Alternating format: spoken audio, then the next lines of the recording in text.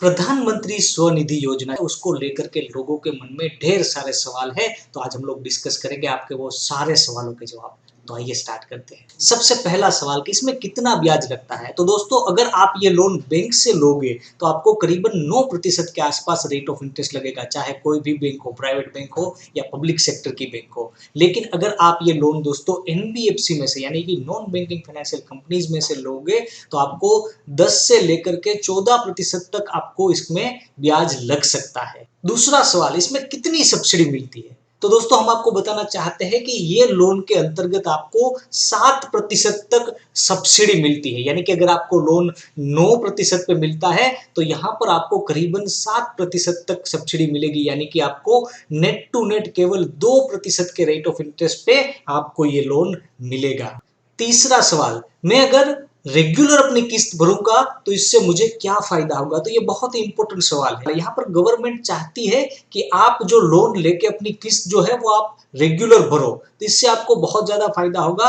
पहले अगर आपने 10,000 की लोन ली है और अगर आप वो लोन के ऊपर रेगुलर किस्त भरोगे दोस्तों तो आपको और 10,000 रुपए मिलेंगे। यानी कि आपको टोटल 20,000 तक, 20,000 तक का लोन इसमें आपको मिल पाएगा।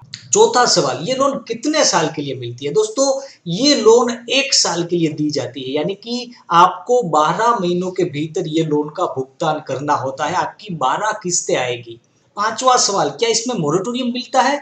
नहीं, ये लोन के अंदर कोई भी मोरेटोरियम नहीं है। यानी कि आपने एक बार लोन लिया, उसके अगले महीने से आपको इसके ईएमआईज भरना चालू करना होता है। इसमें आपको कोई भी मोरेटोरियम नहीं मिलता दोस्तों।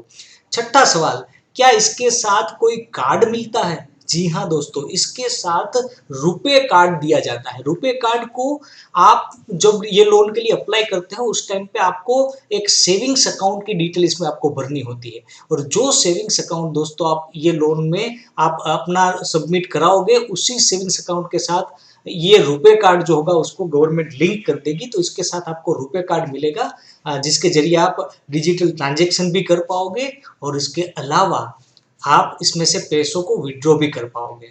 सातवां सवाल, इसमें कितना कैशबैक मिलता है।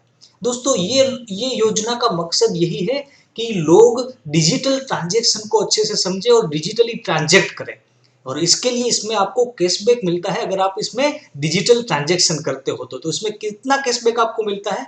तो इसमें आपको पहले 50 डिजिटल ट्रांजेक्शन अगर आप कंप्लीट करते हो महीने के तो आपको 50 रुपए कैशबैक मिलते हैं। और वही सेम महीने पे अगर आप और 50 ट्रांजेक्शन करते हो तो आपको 25 कैशबैक रुपए मिलते हैं। यानी कि आपको पहले 100 ट्रांजेक्शन कंप्लीट करने के बाद आपको करीबन 75 रुपए का कैशबैक दिया जाता है। और उसके बाद के 100 डिजिटल अगर आप ट्रांजेक्शन कंप्लीट करोगे दोस्तों तो और 25 रुपए का आपको कैशबैक मिलेगा। तो दोस्तों, अगर आप 200 ट्रांजेक्शन कंप्लीट करोगे तो आपको 100 रुपीज कैशबैक यहाँ पर मिलेगा। यहाँ पर दोस्तों अच्छे से आप समझिएगा, अगर आपको बैंक 10,000 रुपए का लोन देता है और उसमें 2% आपको रेट ऑफ इंटरेस्ट लगता है तो साल का ब्याज आएगा 200 रुपए। और अगर आपने केवल 2 महीनों के लिए 200 ट्रांजेक्शन कंप्लीट किए तो 200 रुपए तो आपके कैशबैक हो जाएंगे। यानी कि ये लोन आपको फ्री ऑफ कॉस्ट मिल पाएगा। और एक बात दोस्तों, अगर आप पूरे साल के लिए 200 ट्रांजेक्शन अगर कंप्लीट करते हो तो आपको 1200 रुपए कैशबैक मिलेंगे और आपको ये लोन के ऊपर इंटरेस्ट जो लगेगा वो केवल 200 रुपए होगा। यानी कि ये लोन के ऊपर आपको 1,000 रुपए का फायदा भी होगा। तो इसमें आपको कैशबैक अच्छे से मिलता है और इसकी पूरी जानकारी के कारण आपको ये लोन बहुत ही सस्ता पड़ेगा।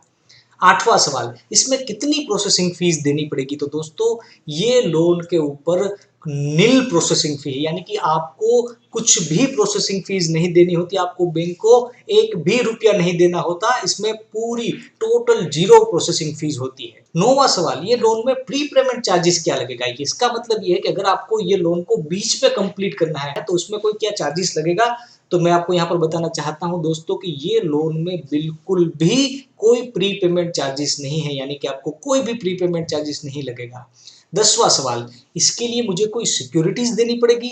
तो जी नहीं दोस्तों, आपको ये लोन अवेल करने के लिए ना तो कोई फिक्स डिपॉजिट देनी है, ना तो कोई प्रॉपर्टी देनी है, ना तो कोई गारंटी, ना तो कोई कुछ भी नहीं देना है आपको। ये लोन आपको नील सिक्योरिटी पे, यानी कि कोई भी सिक्योरिटी देने की इसमें आपको जरूरत नहीं पड़ेगी। विदाउट सिक्योरिटीज आपको ये लोन मिल पाएगा। 11वां सवाल, डॉक्यूमेंट्स कौन कौन से लगेंगे इस लोन के लिए दोस्तों, कौन कौन से डॉक्यूमेंट्स लगेंगे, ये एक बहुत ही इंपॉर्टेंट सवाल है। यहाँ पर दो डॉक्यूमेंट मैंडेटरी है, कंपलसरी है। सबसे पहला डॉक्यूमेंट ये है कि आपके पास आधार कार्ड होना चाहिए, और दूसरा डॉक्यूमेंट ये है कि आपके पास वोटर कार्ड होना चाहिए। यानी कि आधार कार्ड और वोटर कार्ड ये दोनों मैंडेटरी डॉक्यूमेंट्स है। उसके अलावा ड्राइविंग लाइसेंस, पैन कार्ड और मनरेगा कार्ड, ये तीन में से कोई भी एक डॉक्यूमेंट आप अगर सबमिट कराओगे तो ये आपके लिए सफिशिएंट होगा। इसके अलावा आपको कोई और डॉक्यूमेंट देने की जरूरत नहीं पड़ेगी।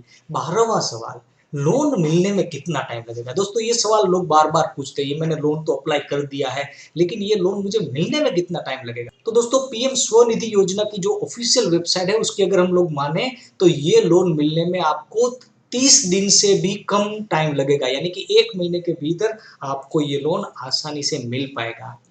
13वां सवाल, मेरे पास वेंडिंग का सर्टिफिकेट नहीं है, मुझे क्या करना होगा। स्ट्रीट वेंडिंग का दोस्तों अगर आपके पास सर्टिफिकेट नहीं है तो आपको लेटर ऑफ रिकमेंडेशन, इसको बोलते हैं एलओआर, देना होगा।